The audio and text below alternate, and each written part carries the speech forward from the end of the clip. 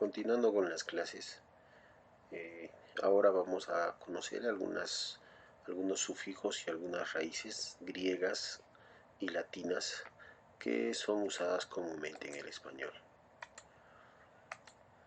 Por ejemplo, acá tenemos algunas raíces griegas como la palabra an, am o a, que denotan negación, o sea, que significa falta, carencia o sin.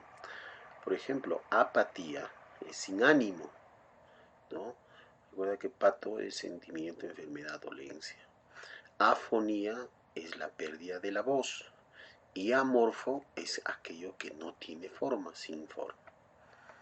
Hexa, que significa 6, hipo, que significa debajo, pero hipo, si viene del latín, este representará el caballo. Tetra, que significa 4, que a su vez en el latín tetra significa cuadri, o 4, o cuadro. Meta, que significa después de, como por ejemplo, después de la física o la metafísica y los cambios metabólicos. Otros sufijos que son del griego son aquellas palabras que por ejemplo, terminan en ea o en ia, como náusea o agonía, ¿no? Que representan o significan una acción, ¿no? Por ejemplo, la acción de sufrir agonía. Ico significa relativo a, ¿no? Por ejemplo, física, relativo a los cuerpos. Instrumento de acción son las palabras que terminan en io. Por ejemplo, estetoscopio, ¿no? Oscopio significa que puede ver, ¿no? Entonces es un instrumento que puede ver las palpitaciones del cuerpo. Meno, que significa resultado de acción. Por ejemplo, esto es un fenómeno, un resultado de una acción natural.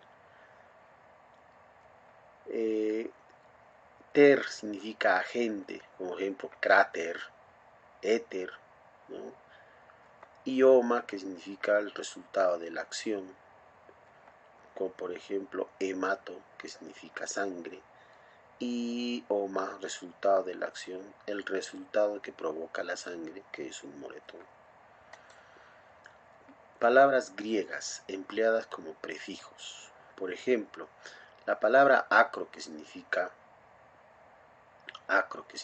altura o elevado, como la acrofobia y la acrolexia, ¿no? O el acrolecto. Agro, que significa campo, adeno, que significa glándula, andro, que significa varón, antropo, que significa hombre, biblio, que significa libro, y estas van a generar este tipo de palabras. Por ejemplo, androide o andrógino, antropología o antropólogo o antropo, bibliotecario, biblioteca, biología, abiología, todas ellas van a tener que estar o van a tener que significar algo parecido a la vida.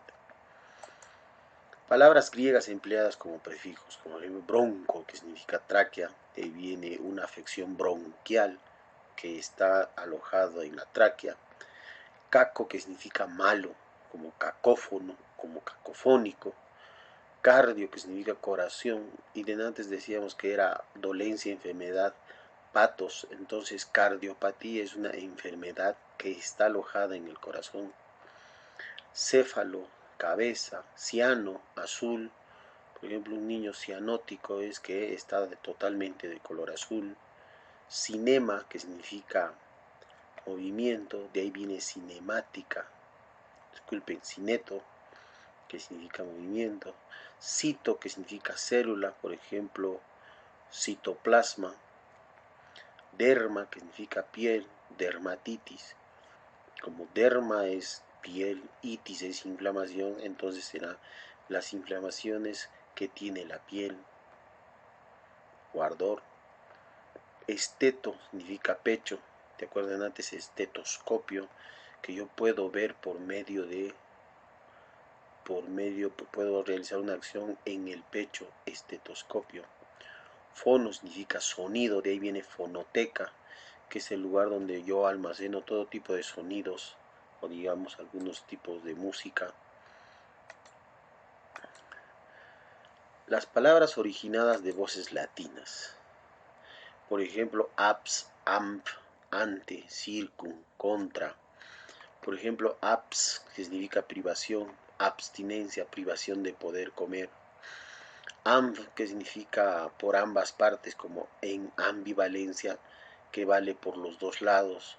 Ambiguo, que es ambas partes, no está claro, el concepto es ambiguo. Convergencia, reunión, significa con o con. Por ejemplo, compañero, que es contigo, que está contigo, ¿no? Concilio, que es el conjunto de sacerdotes. Contra, que significa enfrentamiento. Por ejemplo, un contraataque, que es el enfrentamiento atacado. Contraste. Ex, que significa separación. Y retro, que significa ir hacia atrás, ¿no es cierto? Como una persona retrógrada que está yendo para atrás en sus acciones. Algunos otros sufijos latinos como a, al, ano, ino, ono. Por ejemplo, este ano, ino hace que nosotros podamos utilizar algunos gentilicios de acuerdo al lugar donde tú naces, como ejemplo si es Perú, peruano. Si vienes del campo, si vienes del urbe o de la ciudad, urbano, ¿no? Pertenece al lugar, las terminaciones arío, arío, orío, torío, ¿no? Como territorio, ¿no? Perteneciente al lugar de la tierra. Agrario, cualquier acción que está dentro del campo. Abstracción, la tela, por ejemplo, clientela. Encia, que significa cualidad de un agente, y tro, que significa resultado. Ahora, yo sé que estos idiomas, por ser muy antiguos, muchos de ellos ya están extintos, ya han muerto, ya no se usan, ya no hay una comunidad, ya hay una comunidad lingüística que lo utilice. Pero, ¿qué pasa? Son utilizadas a partir de ciertos tecnolectos, a partir de cierto lenguaje científico, ¿no?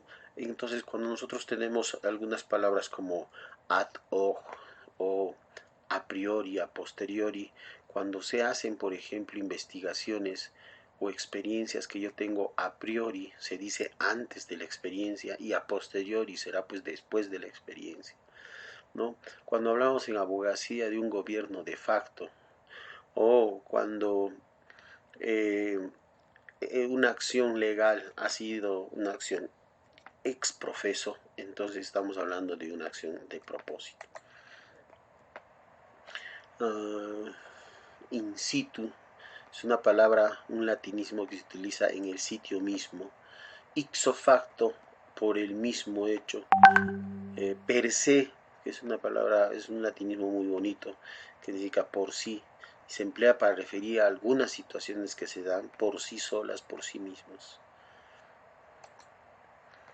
Cuando nosotros cantamos nuestro guainito a capela, dice el estilo hecho como si estuviéramos en una capilla, o sea, a capela, solamente con instrumentos, sin el acompañamiento de instrumentos. Alter ego, que es el otro yo, ¿no? Cuando hablamos de psicología, este término lo utilizamos, el ego, el yo, el alter ego.